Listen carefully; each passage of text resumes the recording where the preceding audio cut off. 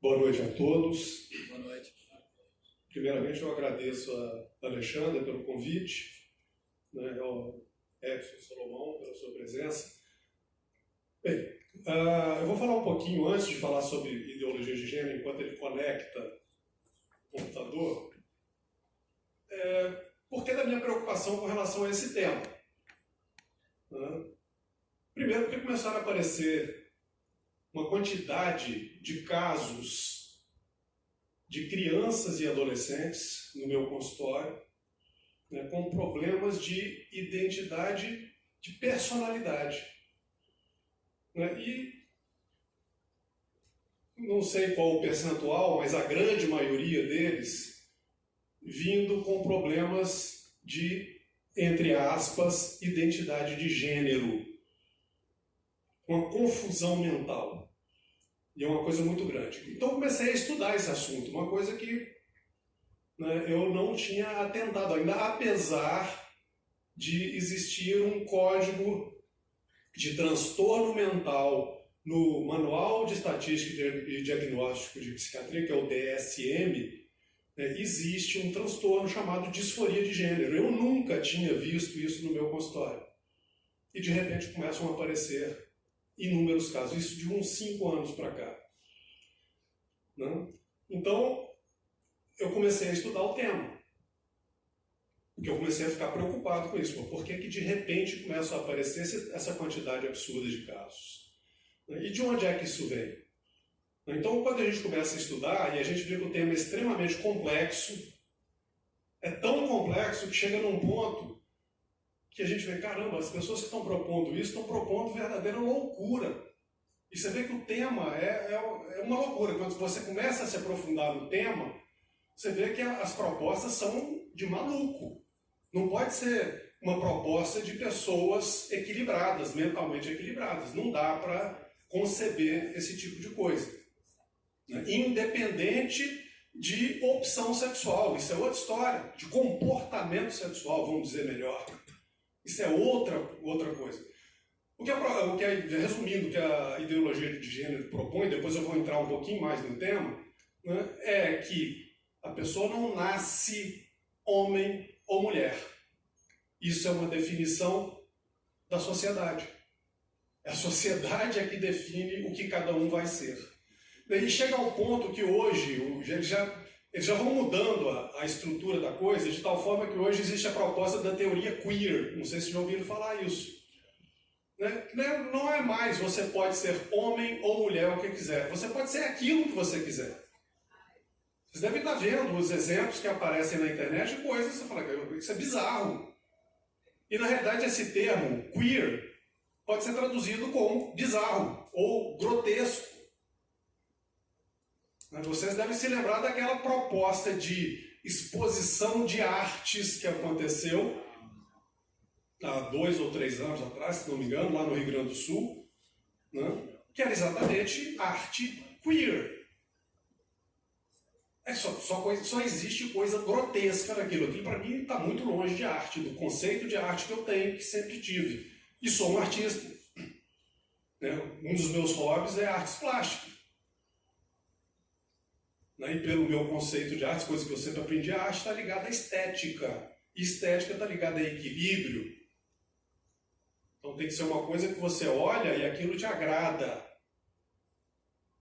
Uma música esteticamente bem composta é muito diferente de uma música que não se pode nem chamar de música. Certas coisas que a gente está ouvindo por aí, e essas coisas todas são interligadas. Então, quando você vê a origem disso, isso vem de muito longe. É da implantação do marxismo, do socialismo marxista. Tudo isso está interligado. Então essa ideologia de gênero, uma das funções dela é provocar um desequilíbrio numa das bases de sustentação da sociedade ocidental, que é a família. É a desestruturação familiar. E eles escrevem isso literalmente, tem alguns textos em que eles escrevem isso. Eles estão tão cônscios desse poder que eles têm, que eles não estão nem aí se vai ficar registrado aquilo num documento ou não. Então chega a esse ponto. Então vamos lá, né? O que é essa ideologia de gênero e como que a gente pode fazer para desconstruir isso? Porque a gente tem que desconstruir essa ideia. A gente não pode permitir que isso entre no currículo como está sendo proposto, como está sendo proposto não, como está no currículo estadual de ensinar a ideologia de gênero. Você tem 199 citações de gênero no atual currículo, que foi proposto no ano passado. Tem 199 citações sobre gênero, de como trabalhar essa questão, e os professores da rede pública estão sendo treinados para trabalhar esse tema dentro da escola. O que fere a Carta de São José da Costa Rica, que é dos direitos humanos, que diz que formação moral, religiosa e política, isso é função da família, isso não é função da escola. Então nós não podemos admitir esse tipo de coisa. Né? Então, se a gente olhar, né, essa abolição da família, ela veio mais de longe, Karl Marx e Engels. Nesse texto, né, A Origem da Família, da Propriedade Privada e do Estado, que foi redigido por Karl Marx, só que ele morreu antes da edição, e Engels é que acabou editando em 1884, se não me engano. Né? Marx já havia morrido quando isso foi editado. Os textos, né, vamos dizendo, né, isso é transcrição, isso que está no slide aí é transcrição desse documento. Olha lá, o primeiro, a monogamia não aparece na história, portanto, como uma reconciliação entre o homem e a mulher, e menos ainda como forma mais elevada de matrimônio. Pelo contrário, olha o grifo, ela surge sob a forma de escravização de um sexo pelo outro, ou seja, escravização do sexo feminino ao sexo masculino, como a proclamação de um conflito entre os sexos, ignorado até então na pré-história. Hoje posso acrescentar o primeiro antagonismo de classes que apareceu na história, que coincide com o antagonismo entre o homem e a mulher, na monogamia. Ou seja, está denegrindo a monogamia aqui. E a primeira opressão de classes com a opressão do sexo feminino pelo masculino, colocando a mulher como inimiga do homem. Isso lá em 1884. O segundo lá, a família individual moderna baseia-se na escravidão doméstica, franca ou dissimulada da mulher. E a sociedade moderna é uma massa de cujas moléculas são as famílias individuais. Então, é que se há de ver que a libertação da mulher exige, como primeira condição, a reincorporação de todo o sexo feminino à indústria social, o que, por sua vez, requer a supressão da família monogâmica como unidade econômica da sociedade. Então, eles percebem que, se não destruíssem a família, jamais eles conseguiriam impor o socialismo e o comunismo à sociedade. Porque eles precisavam destruir a propriedade privada. É uma proposta principal. Você pega o manifesto, você pega o estatuto do Partido Socialista Brasileiro, pode entrar no site lá e olhar. Isso está escrito lá. Tem que acabar com toda e qualquer propriedade privada. É uma das primeiras coisas que está lá no estatuto do Partido Socialista Brasileiro. Então, essa é uma proposta, é acabar. E para acabar com a propriedade privada, eles chegaram à conclusão de que precisava destruir a família. De qualquer jeito. E muitos bolcheviques, eles acreditavam, então, que a família, sendo essa instituição baseada na propriedade privada, a família é baseada na propriedade privada, ela teria que ser abolida em uma sociedade comunista. Para que a sociedade comunista se implantasse, teria que haver a abolição da família, com o Estado assumindo a responsabilidade de cuidar das crianças e do trabalho doméstico. Não sei se vocês viram, uma promotora de São Paulo, inclusive acho que ela foi até destituída pelo Aras agora recentemente, né? Que ela fala exatamente isso numa discussão com o Dr. Miguel Najib. Né? Dos direitos humanos. Exatamente. Então ela pega e fala assim, quem disse que os filhos são propriedade dos pais? Os filhos pertencem, antes de tudo, ao Estado. Ela fala isso aqui no Brasil, em São Paulo. Né? Se os pais persistem em transformar os filhos em pequenos senhores, olha o palavreado que eles usam, né? Ou em místicos bitolados, aí Aí já começa a baixar o cacete na religião, né? Então as crianças têm o direito ético de abandoná-los. As crianças têm o direito ético de abandonar seus pais. Então você não fica surpreso quando um deputado dessa linha, né, faz uma proposta, né, de mudança de sexo, ou cirurgia de redesignação sexual a partir dos 12 anos de idade, sem a necessidade da autorização dos pais. Então chega a esse ponto de aberração, né? E o que é a ideologia de gênero? Então, primeiro, o que é uma ideologia? Eu gosto muito dessa definição do Juan Antônio Guido, né?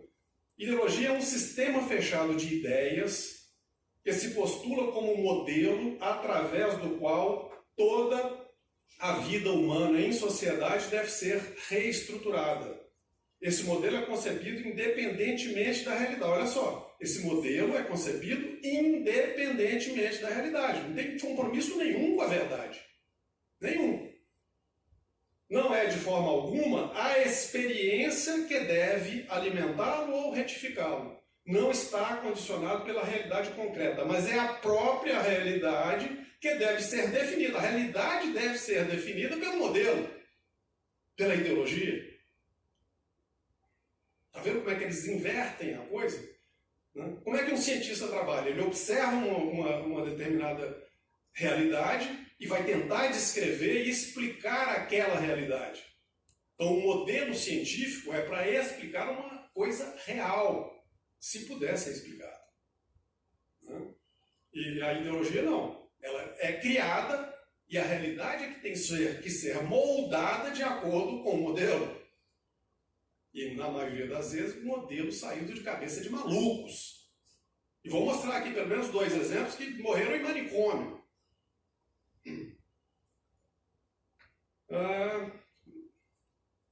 E uma vez estabelecido o modelo, o seu objetivo é de ser aplicado à vida humana como um molde no qual tudo está compreendido. Está vendo? É uma antecipação da realidade, um projeto que define o que e como deve ser essa realidade.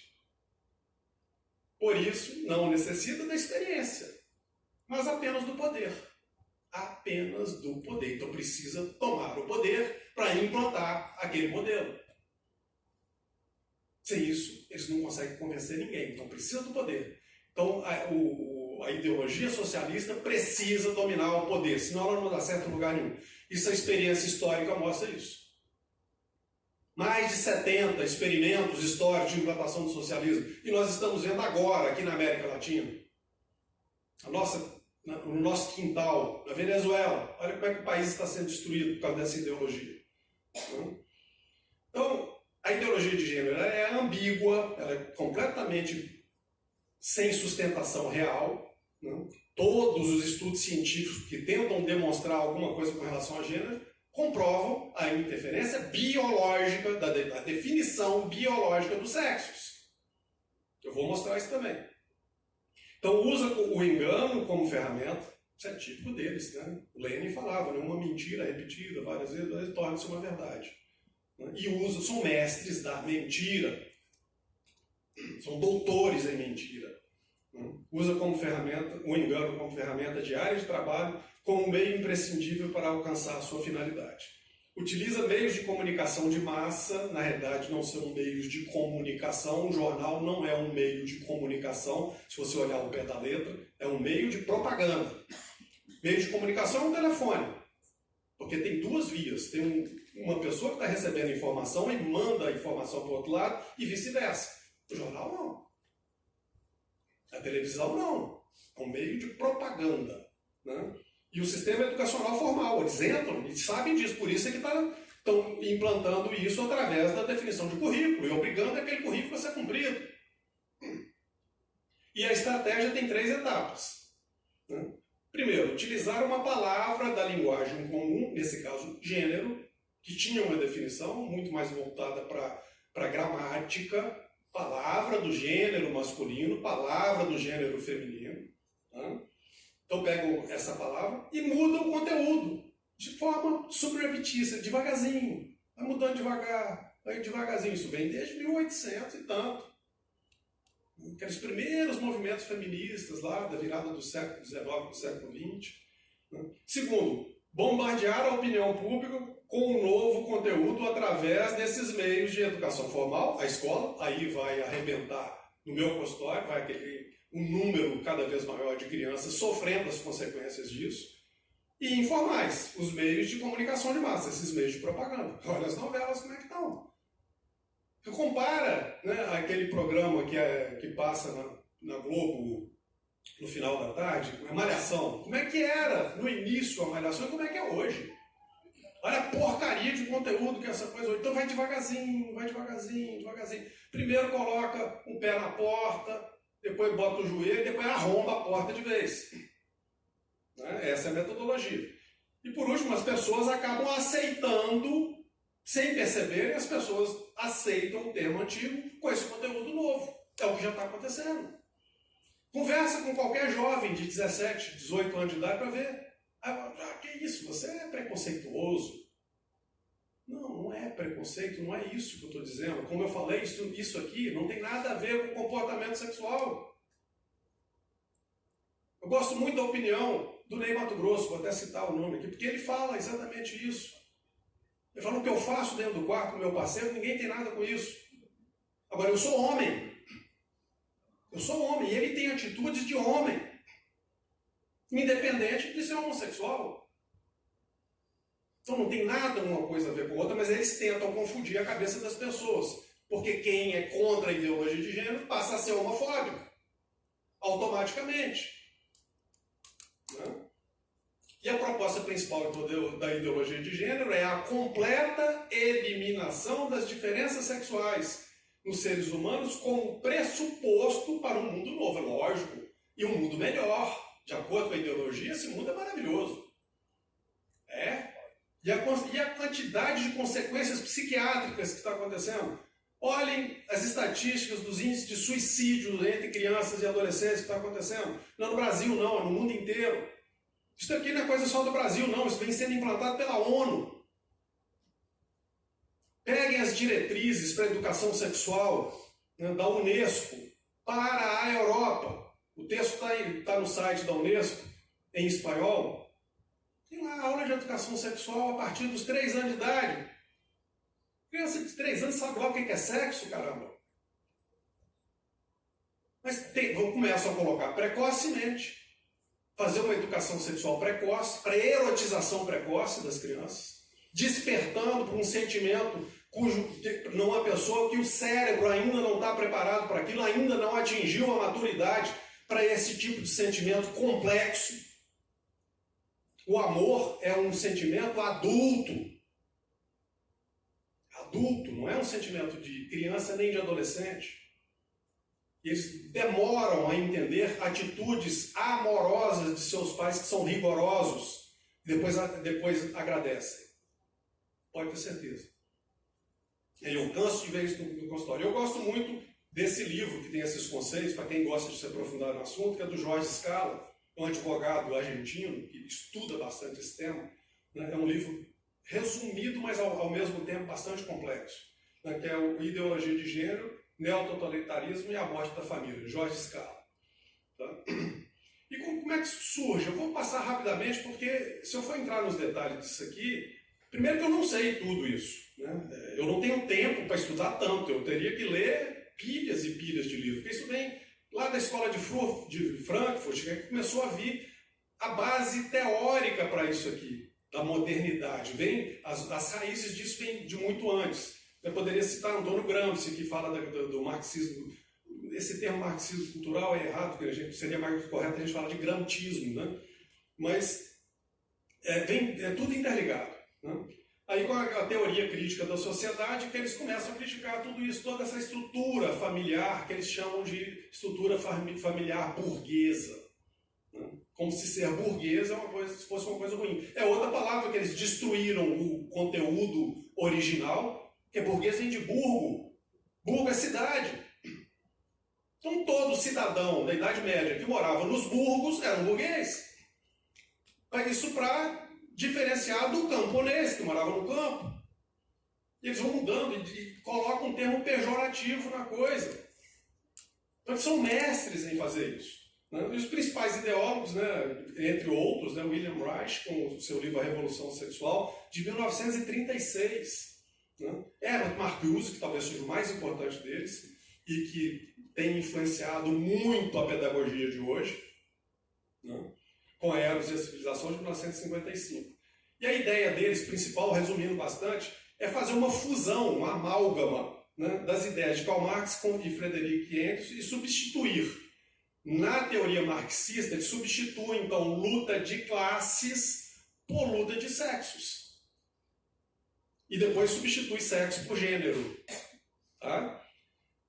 E vem essa ideia, né, essa proposta de Marcuse da tolerância libertadora. Né? O que significa isso? Toda tolerância, resumindo também, toda tolerância para com as ideias da esquerda e nenhuma tolerância para com a direita.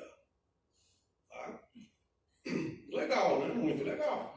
Aí vem os existencialistas ateus. E se a gente for olhar direito, o pessoal fala que Karl Marx era ateu. Não, Karl Marx não era ateu. Tem vários documentos, inclusive cartas trocadas entre Karl Marx e Engels e o pai de Karl Marx, em que ele demonstra que ele era satanista. Tem provas disso, tem documentos que provam isso. Para quem gosta do assunto, também tem um livro escrito por Richard Wurmbrand, é um pastor protestante, não sei de qual denominação.